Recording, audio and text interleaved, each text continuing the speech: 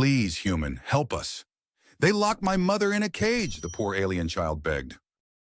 Nigel Voss didn't come here for people. He came to record what was left. He walked slowly through the shell of Nyrith 9's Outer Res Block B, a derelict residential quarter abandoned since the colony's water grid failed 18 months ago. Infrastructure mapping was his job. Quiet, solitary work. That's why he took it. He was a field archivist contracted by the Central Registry, a man who cataloged structural remains, scanned rusting walls, and filed reports no one read. Tall, lean, 39 years old, Nigel moved with the tired precision of someone who had walked through too many collapse zones. His coat, heavy and soot-stained, brushed against his boots with every step. The data slate in his hand glowed faintly, projecting structural readings in soft red. His other hand hovered near the shock tool at his waist, a precaution, not a threat. Rats, loose supports, sometimes ferals. Never people. He didn't expect a child's voice. Please. He stopped, blinking at the static line display. No life signs. No alerts. Then he heard it again. Human, help us. Nigel lowered the scanner, slowly turned his head. The voice came from the direction of the collapsed pedestrian skybridge, a skeletal structure half embedded into the corner of the block, twisted under its own weight. Dust filtered down through exposed piping, and the air was thick with a cold, metallic dampness. He could hear water dripping from somewhere nearby. Faint, regular. He scanned the area again. Still no readings. Help us, the voice said again. No echo. Real. Cautious, he moved toward the sound. He didn't call out. Not yet. He reached the broken arch at the end of the corridor. The floor buckled slightly underfoot. Metal creaked above him. A rusted doorframe had been forced inward. Behind it, a ruined access tunnel, lightless, rank with mildew and machine oil. Pipes hung like broken ribs along the wall. Something shifted in the dark. A figure. A child stepped into the light, spilling from his scanner screen. Nigel stopped immediately. His breath caught. She couldn't have been older than 7. She was barefoot, thin to the bone, her violet lavender skin dulled with grime. Her oversized tunic, patchwork cloth, clearly scavenged, hung off her narrow shoulders and fell to her knees. It was held together with a strip of copper wire looped around her waist. Her long legs were scratched, knees scabbed, but her eyes were wide and far too calm. Please, human, she said again. Her voice was dry, almost rehearsed. They locked my mother in a cage. She didn't cry, didn't plead. She just stood there, arms at her sides, staring straight up at him. Nigel took a slow step back. He was trained to report biologicals found in no-go sectors. Standard protocol said he should call dispatch. Flag the location. Wait. But the way the girl looked at him, not afraid, not hopeful, just resigned. What's your name? He asked. She blinked once. Isla. Her voice was soft but steady. Where is she? He asked quietly. Isla turned without answering and walked back into the tunnel. Nigel hesitated. He checked the signal on his slate. Still no active pings. No ambient data. Nothing in the system knew this girl existed. That meant no one else was coming. He muttered under his breath, then followed. The corridor sloped downward into a flooded sublevel. The floor was slick with stagnant water. The walls dripped. Exposed wires sparked faintly near the ceiling, casting pale flashes of light across the rusted floor. Nigel stepped carefully, following Isla as she navigated the maze with practiced ease. She didn't look back once. 10 meters in, she stopped near a sealed maintenance door, bent inwards from blunt force. A thick plate of metal had been welded crudely across part of the frame, reinforcing it from the outside. Whoever built this cage hadn't been worried about making it permanent. They just wanted it secure. Nigel stepped closer and looked through the opening. The interior of the storage unit was dark, a repurposed utility space. Pipes lined the back wall. The air was still, and the smell hit him fast. Sweat, old blood, something synthetic, drug residue, maybe. The only light came from a cracked fixture high above, flickering weakly. And there, in the back corner of a steel mesh cage, sat the woman. Her knees were drawn to her chest. Her wrists were bruised, arms wrapped around her legs as if trying to make herself smaller. Her skin, glacial violet with faint iridescent lines tracing along her collarbone and hips, looked chilled and raw. Her hair was long and tangled, white silver streaked with blue, falling across her face. Her clothes, if they could be called that, were just shredded strips of fabric, primitive, tribal, revealing more than they covered. It was barely enough to keep her warm. She lifted her head when she noticed him. Her eyes were slanted, soft lilac in color, narrowed in silent calculation. She didn't speak. Nigel crouched down, inspecting the cage. The lock was handmade. Crude welds, scrap parts, but well-fitted. Isla crouched beside him and said nothing.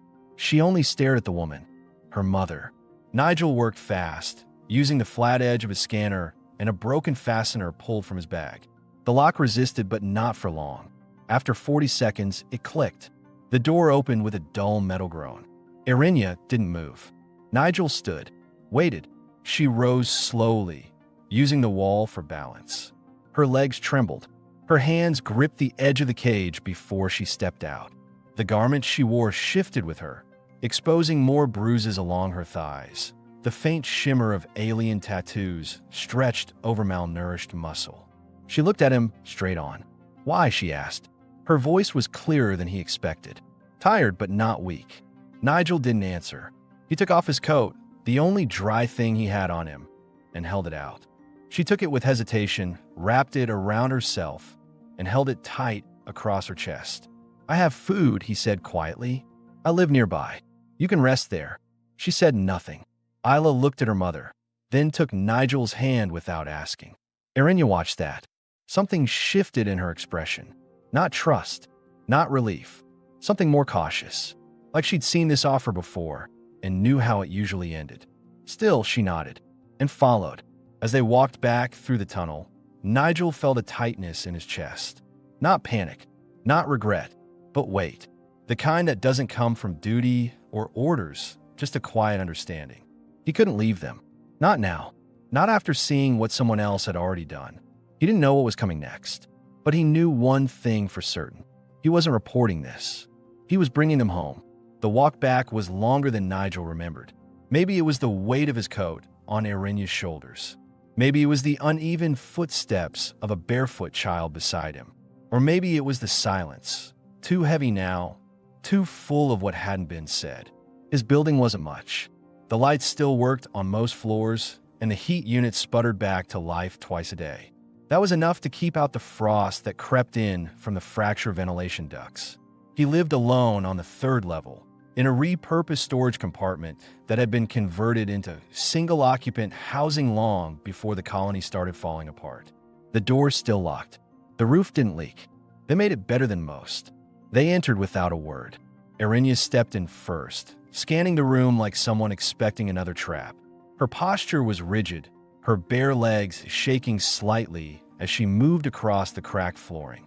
The coat was still clutched tightly around her, a barrier more than warmth. Isla stayed close behind her, never letting go of the cloth strip she'd wrapped around her mother's wrist like a tether. Nigel didn't speak. He shut the door, turned the manual latch, and stepped around them.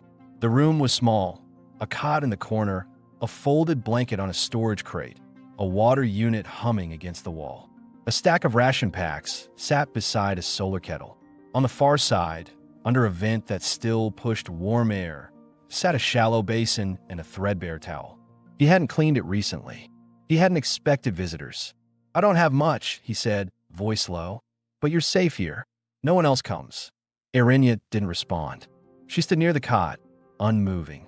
Nigel noticed then, not just the bruises or how her feet were raw from walking, but how long it had probably been since anyone offered her a door that closed behind her without a lock.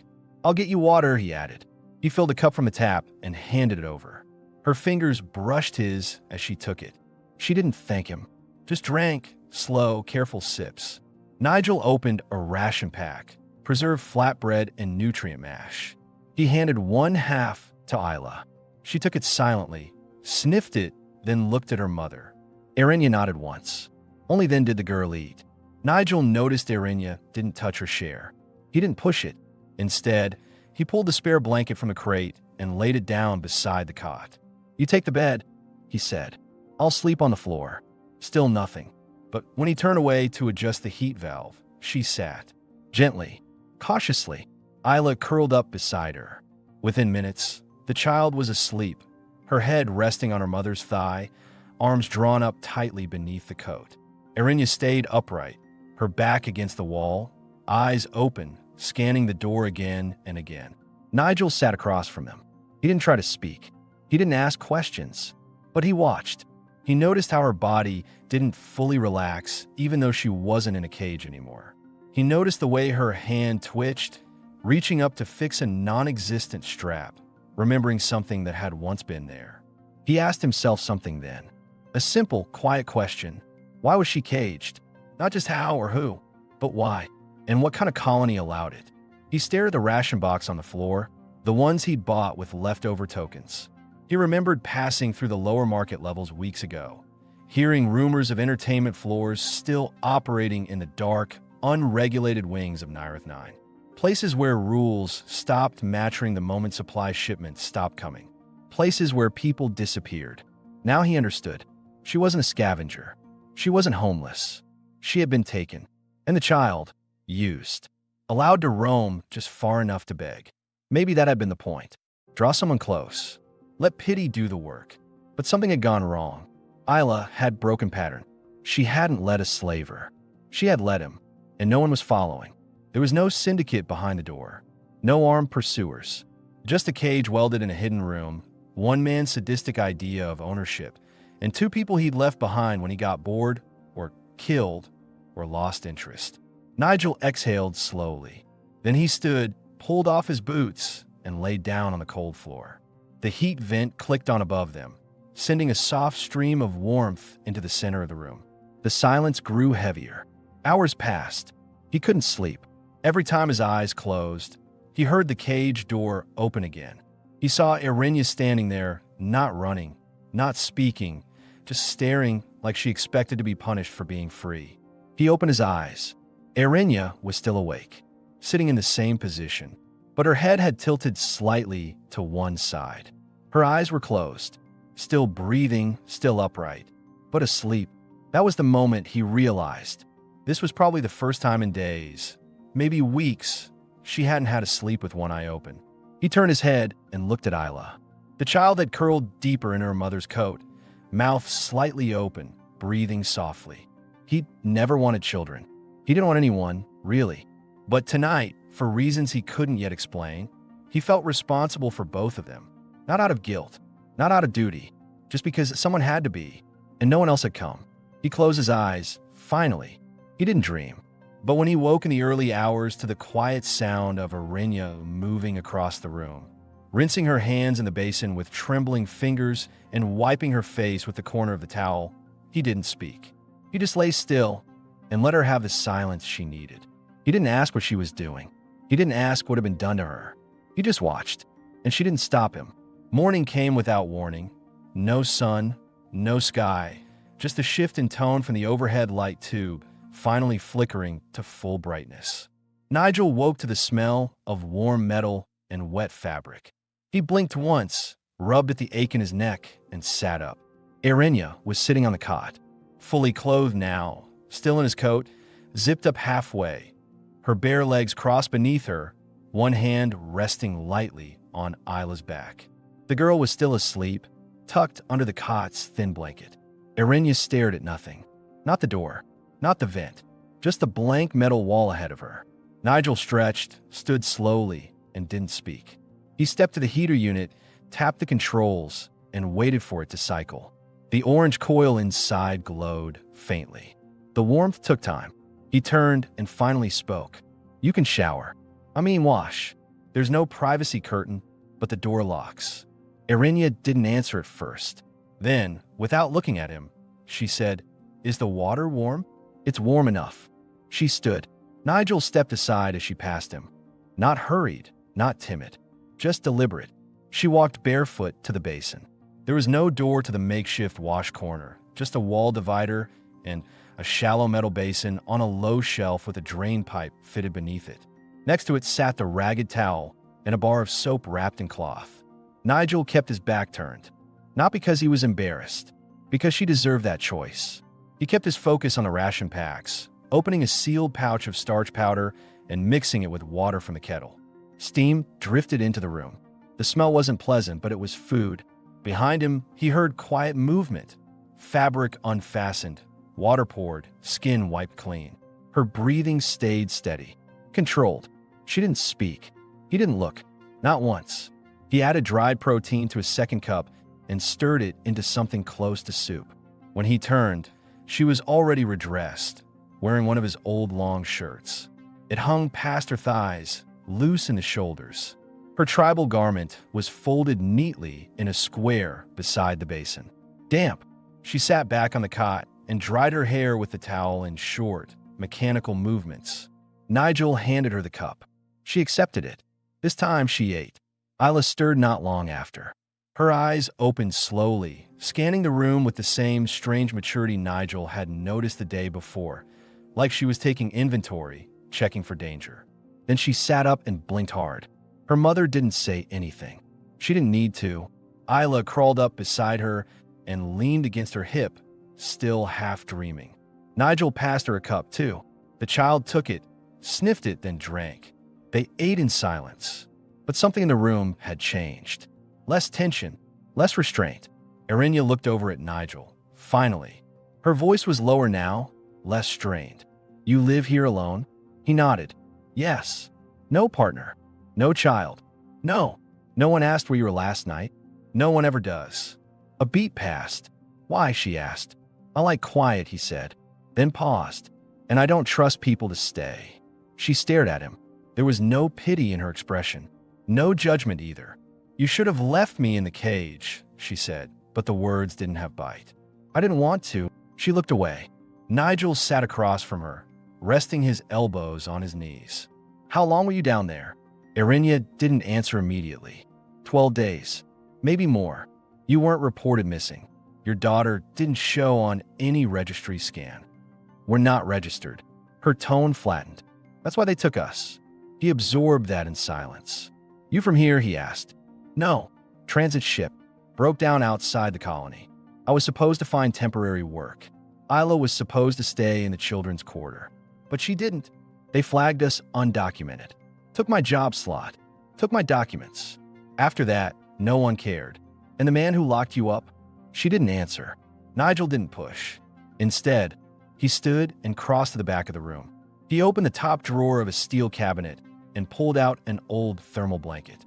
It was patched, faded, but intact. He tossed it onto the cot without a word. Erinya reached for it, her hand brushing his. She paused, looked up at him. Something flickered in her eyes. Not thanks, but maybe the beginning of trust. He took a half step back. "You can stay," he said, "as long as you need." She watched him for a second too long, then nodded. Later that day, while Isla napped, Nigel ran a short resupply loop. He didn't go far, just to the next hab corridor, where one of the former municipal terminals still operated by solar. He restocked protein packs, soap, and picked up a small brush, the kind used for cleaning ventilation grates, but soft enough for hair. He returned without incident. When he walked back in, the room smelled different, less stale. The basin had been rinsed, the floor swept. His folded laundry had been reorganized. Quiet changes. Erinya sat cross-legged on the floor, brushing Isla's damp hair with her fingers. The girl was half asleep again, leaning into her mother's lap, murmuring softly. Nigel said nothing, just set the supplies on the crate. That night, after the lights dimmed and the heat unit cycled down, Nigel lay again on the floor, head resting on a rolled coat. Erinya remained on the cot, under the thermal blanket with her daughter. But this time, she didn't stay curled up in the corner. She turned once, adjusted Isla, then looked at Nigel. "Do you always sleep alone?" she asked. He didn't answer right away. "Until now," he said. Then silence returned. But it wasn't the cold silence of fear or suspicion anymore. It was the kind that comes from two people finally sharing the same room, without needing to explain why. The next morning arrived without ceremony. The heater clicked softly in the wall. The light strip above flickered to life, washing the room in muted amber. Nigel was already awake. He sat by the crate, elbows on his knees, staring at the chipped edge of his datapad screen, not really reading. He'd slept, but not well. Not because of noise, not fear, just the weight of change. The cot had shifted once during the night.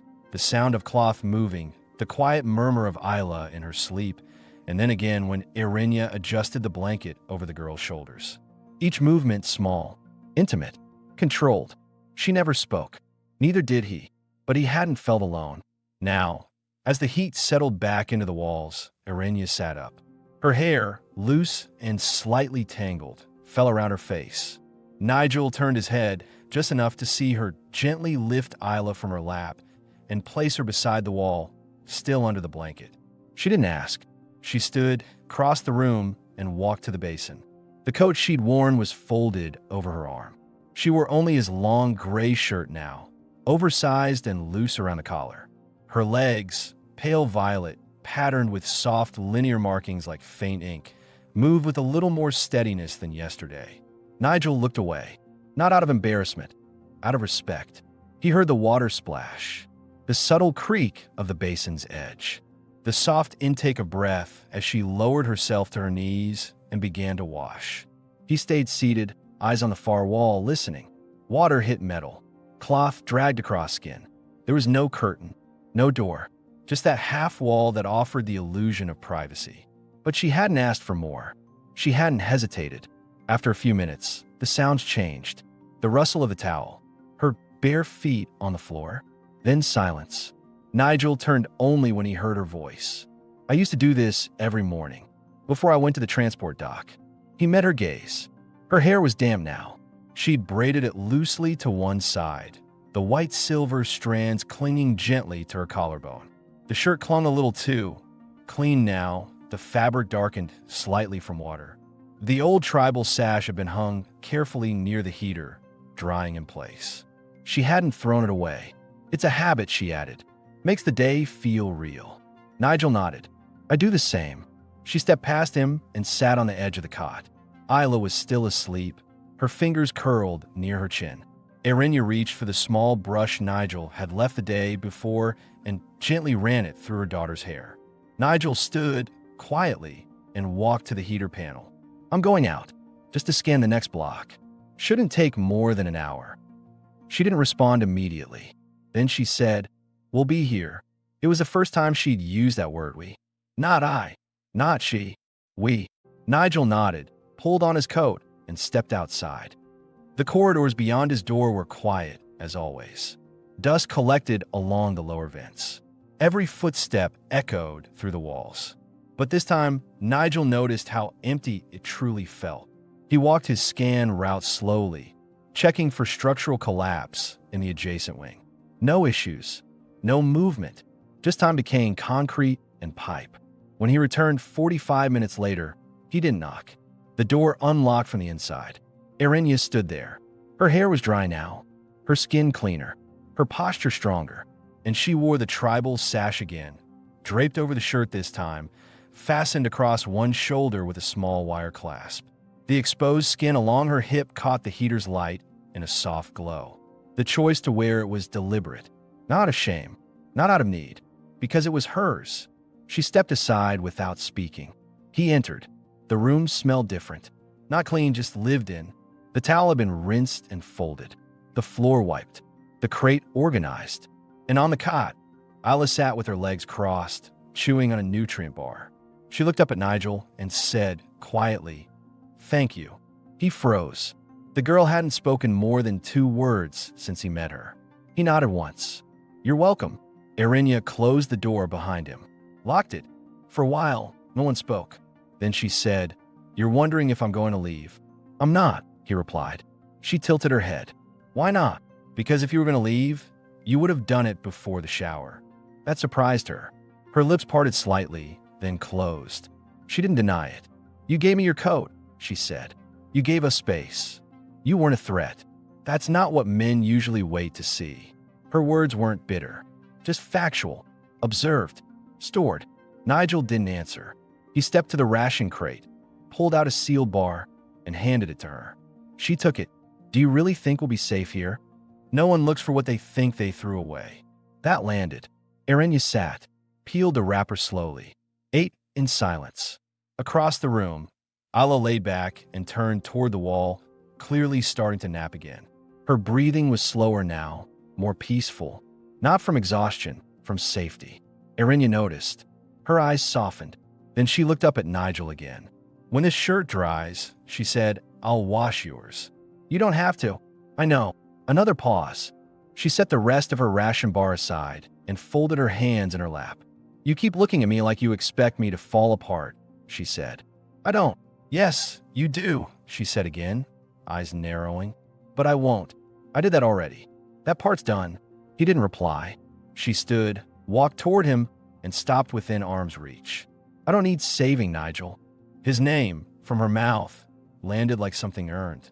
He met her gaze. I know. Good. Then she sat back down beside Isla, rested her hand on her daughter's back.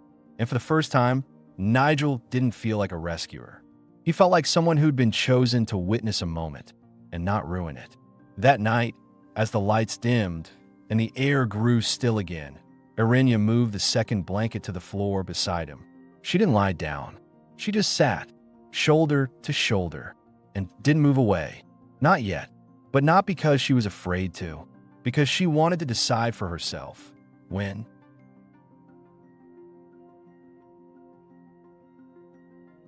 The heater ticked quietly as it cycled into night mode. The room dimmed to a dull orange glow, casting soft shadows against the walls. Outside the steel hatch, nothing moved. No voices, no calls. The world of Nyrith. 9 remained silent, broken, indifferent, watching nothing. Inside, things were shifting. Nigel sat on the floor beside the cot, his back against the same crate he'd been using for years. A folded towel cushioned the metal edge behind him. It wasn't comfortable, but it wasn't unfamiliar. What was unfamiliar was the presence beside him. Arenya. She sat cross-legged, wrapped in the long thermal blanket she'd brought down from the cot. It wasn't cold enough to justify it. She wasn't shivering. She just chose to sit there. On his side of the room, their shoulders didn't touch. Not yet, but they were close. The kind of close that had intention behind it, not accident. Neither of them spoke. Above, the ventilation fan hummed low and steady, warming the air and pulses. A soft rhythm. Nigel had lived with that sound for over a year. He'd never noticed it until now. He glanced sideways. Arenya was watching Isla, the girl curled into the cot with her back turned, breathing steady. Her small hands clutched one of Nigel's rolled shirts like a pillow. She asked if this place is ours now. Arenya said quietly. Nigel didn't answer. She meant the room. She added softer now. Not the colony. Not the world. He nodded slowly. It can be, if you want it to be. Arenya exhaled. It wasn't a sigh. It was controlled. Tension leaving in layers. I don't know what I want, she admitted. That's allowed.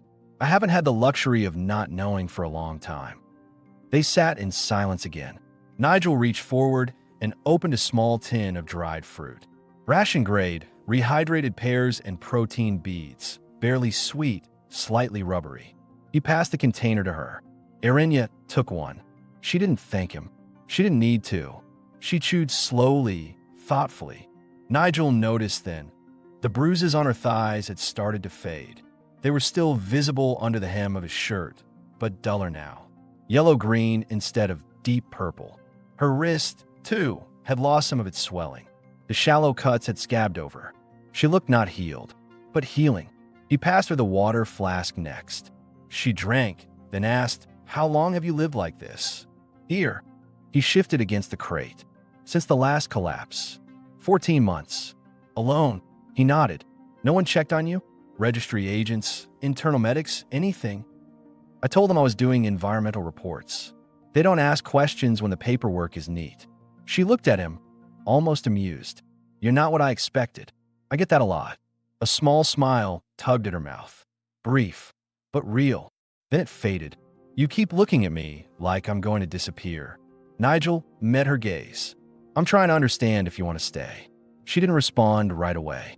Instead, she pulled her legs under her and leaned forward, resting her forearms on her knees. Her skin, bare from the elbow down, caught the light from the heater. Her violet tones had more warmth now, more color. She still looked underfed, her collarbones still prominent. But the expression in her eyes was sharper, less guarded. "I don't know if staying is smart," she said. "It's not safe to depend on anyone. I'm not asking you to." A beat. "Then why haven't you asked for anything?" He blinked. "Should I have?" Most men would have. Nigel shifted, slightly uncomfortable. "That's not what I brought you here for." "Doesn't matter. That's what I expected." She let the words hang in the air, unflinching. Nigel inhaled. "Do you still expect that?" Irena's jaw tensed, just for a second. As she looked back at her daughter, Isla hadn't stirred. The girl slept deeper now. No jerks, no half-wakes, no whispered panic. Real sleep. "No," Irena said finally. "I don't." She pulled the blanket tighter around her shoulders and lay down on her side, facing him. Her knees stayed tucked. The long shirt shifted slightly over her hips, revealing more skin, but she didn't adjust it. Her eyes stayed open, locked onto his face. "I'm not offering anything," she said quietly. "Not to trade, not to pay you back. I know, if I ever want to give anything, it'll be because I chose it." "Good," Nigel replied, voice even. "That's the only way I'd accept it." She looked at him for a long time. Then she closed her eyes.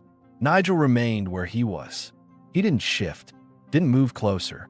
But for the first time since they met, he stopped worrying she'd be gone by morning. The next day, Isla helped him boil water. She didn't ask to. She just got up, followed him to the small stove, and stood beside him holding the stirring stick. Her hands were too small to grip it properly, but she tried. "Careful," Nigel said. "I'm being careful." He handed her a slice of nutrient loaf. She took it with both hands. When Irena entered a few minutes later, she paused at the sight, just for a second. Then she smiled, soft, quiet, private, and stepped to the basin to wash her face. That afternoon, Irena folded his laundry. Without being asked. She didn't mention it, just did it. Folded, stacked, organized. Her sash now hung from a hook by the heater, no longer draped across the room like a wound. It had become hers again. Later that night, Nigel found her sitting on the cot. Isla was asleep. Irena looked at him and said, "Tomorrow, I'll clean the corridor outside. It smells like fungus, and I want to be able to walk barefoot again." Nigel only nodded, but inside he felt something shift. She wasn't surviving anymore. She was beginning to live, and that was hers, not his doing, her choice, just like everything else would be from here. The rain started late in the evening, soft, distant, falling somewhere far above the cracked ceiling of the colony dome. Nyrith 9's weather grid hadn't worked in years, but condensation still gathered in the ruined ventilation towers, releasing as unpredictable showers that filtered down through the fractures in the upper struts. It didn't reach Nigel's floor, but he could hear it, tapping faintly through the wall. He sat cross-legged on the floor, sorting a set of decommissioned power cells, while Isla sketched shapes into dust on the metal tiles with her fingertip. Irena stood by the heater, arms folded, watching the rain drip outside the sealed viewport. The vent hummed gently beside her, casting a low orange light across her bare thighs and the hem of his long shirt she still wore, now shortened slightly, knotted at the hip. Her old sash hung and used today, folded neatly across the cot's edge. She hadn't spoken in 10 minutes. Nigel could feel the shift. Not silence for comfort, but silence as tension. Not between them, exactly, but within her. "You're pacing without moving," he said, keeping his voice quiet. Irena didn't turn around. "I'm thinking." He nodded. "Anything I should worry about?" "Yes." That stopped him. He set the power cell down and looked up. "What is it?" She finally turned to face him. Her face was unreadable. Not angry, not afraid, just still. "When I look like this," she said, "clean, dressed, not limping, not bruised, do I still belong here?" Nigel sat straighter. "What?" She stepped closer. Her arms stayed crossed, her gaze fixed on him. "When I was bleeding and half-naked and caged, you took me in. Now I'm stronger. Healing. I'm not asking for anything. I'm not offering anything either. So if I stop needing you, will you still want me here?" He didn't answer immediately. Her voice wasn't bitter. It was controlled. But underneath it, Fear. Fear dressed in sharpness. He'd heard it before, from people waiting for the pattern to repeat. He stood slowly, careful not to make it feel like a confrontation. I didn't take you in because you were broken, Irinya. Didn't you? Her voice cracked slightly, just once, then even out. I'm not blaming you. But if I were still locked in that cage, would you have walked away? No, he said. I wouldn't have. Why not? Because someone had to open the door. She looked away then, jaw tightening. He stepped closer, not touching her, but close enough that she could feel him there. I don't want you here because you're weak, he said.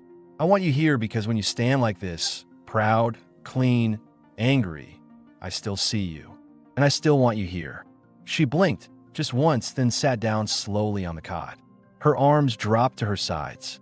Her fingers fidgeted with the blanket's edge, pressing the seams flat. I don't know what I'm supposed to be anymore, she said.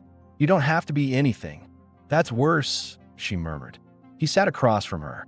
Why? Because if I choose and it's the wrong thing, I lose everything. Nigel didn't look away. Then take your time, he said. And when you're ready, choose something small. A long silence. Then her voice, quieter now. I already have. What? I moved the blanket last night. Closer to where you sleep. He didn't react. Didn't breathe for a second. I noticed, he said. She finally looked up again. Her eyes glistened faintly, not from tears, but from the effort of not letting any fall. I didn't mean it as a promise, she said. Just trust. A little of it. It's enough, he said. I'm not asking for anything more. From the floor, Isla's voice broke in, soft, drowsy. Are you going to be your partner now? Both adults froze. Nigel looked down. The girl hadn't moved. Her head was still down, cheek pressed to the tile, hand tracing a lazy swirl in the dust. But her eyes were open. I don't know, Nigel said carefully. We're talking. Do people have to talk to be partners? In a good world, yes. Isla shrugged and went back to her dust drawing. I don't mind. You don't yell. You make soup. You didn't throw her away. Irinya let out a breath that wasn't quite laughter. More like disbelief turned quiet relief. Go to sleep, Isla, she said softly. I'm drawing a plant, the girl mumbled. It needs water. We'll water it tomorrow. Okay. Her eyes closed again. Nigel looked back at Irinya. She looked calmer now. Still tense, still uncertain, but present. Not guarded. I'm not going anywhere, he said. You don't have to earn anything. She nodded. I don't want to feel owned. You never will. They didn't touch that night. She returned to the cot with Isla. Nigel stayed on the floor, but the blanket between them was folded in half, not used. And she left it there between them, not as a wall, but as a line she now trusted herself to cross. When she chose to, the lights dimmed early that evening. Nigel had adjusted the timer earlier in the day, shaving off half an hour. Not because anyone needed darkness, just quiet, warmth, a little distance from the cold, gray reality of the corridors outside. Inside the room, things had changed, not in structure, not in function, but in rhythm. Isla now had a place for her shoes, a spot where she always folded the blanket when she woke. Her tiny drawing of a sprouting plant, etched onto a piece of scorched maintenance plastic, now sat on the crate where Nigel kept his tools. Irinya had stopped asking if she should clean. She just did it. She no longer wore the tribal garment, not because she was ashamed of it, because she didn't need it to prove who she was anymore. Nigel's shirt, now washed, dried, and neatly belted at her waist, had become hers. The sleeves were rolled to the elbow. She moved freely in it. That night, after dinner, Isla climbed onto the cot by herself, pulled the blanket to her chin, and whispered, "Can I stay here? Forever?" Irinya smoothed her hair. "As long as you want." The girl nodded, already drifting. Nigel watched from across the room. He didn't speak, didn't interrupt. Irinya rose slowly and stepped toward him. She didn't say anything right away. Instead, she sat beside him, close. Not an accident, not tentative. Her leg pressed softly against his. They stayed like that for a long moment. The heater hummed low. Outside the dome, something clanged faintly in the wind, a distant, hollow sound that neither of them reacted to. It no longer felt like a threat. "You said I could choose," Irinya said finally. He nodded, careful not to lean toward her, not to pressure the space. I thought about it, she added. For days. What to choose? What would feel mine? He stayed still, listening. And I decided, she said, I want you to hold me tonight. He turned to her slowly. She didn't look away. Her voice was steady. Her eyes clear. No trembling. No hesitation. I don't want it to mean anything it doesn't, she continued. It's not a promise. Not a bargain. I want to feel a human body near mine that doesn't expect to take something. Nigel nodded. You can have that. I want it for me, she said again. Then it's yours. She exhaled, like she'd been holding that breath since the first night they met. He stood quietly, lifted the extra blanket from the corner, turned off the main heater light, leaving only the soft amber glow of the backup panel. Erinya climbed onto the cot next to Isla. Remarkably, didn't stir. She curled closer to the wall, leaving space. As if even in sleep, she sensed what this night meant. Nigel lay beside Erinya, fully clothed, on top of the blanket. She shifted slightly, turning to face him. Her body leaned against his thigh to thigh, shoulder to chest. Her hand rested softly on his ribs. He hesitated, then rested his on her waist. Lightly, nothing more. Their faces were close now, her breath warm against his cheek. Her hair, still faintly scented with soap, fanned across the shared pillow. She didn't speak. Neither did he. The quiet held more than words. Her fingers drifted once over the line of his ribs. Not searching, just feeling. He didn't move, didn't pull her closer. Let her guide everything. Erinya whispered. Not quite a question. Is this what it feels like when no one owns your body? He answered quietly yes. She closed her eyes. Her lips didn't touch his, but their breath did. No kiss, no claim, just closeness. Something earned, something freely given. That night, they didn't sleep right away. But when they did, it was in each other's arms. Not for warmth, not for shelter, but because she chose to be held, and he chose to hold her. Not to fix her, not to save her, just to stay. And she didn't wake in fear. She slept the whole night through. The morning after passed without conversation. Not because there was tension, because there was no longer anything they needed to explain. When Erinya woke, Nigel was still there, lying on his side, arm gently draped across her back, eyes closed, breathing steady. She didn't move away, didn't hide. She simply stayed, listening to the faint hum of the heater and the soft rustling of Isla beside her. Isla stirred moments later, blinked twice, and sat up slowly. She looked at both of them, then at the warm gray light sliding across the floor from the cracked panel. Then she said, We don't have to leave anymore, do we? Erinya looked at her daughter, then at Nigel. No, she said, we don't. Over the next week, nothing dramatic happened. And that was the miracle. Nigel continued his registry walks, cataloging what he could, half interested now. His data pad stayed at home some days. The reports could wait.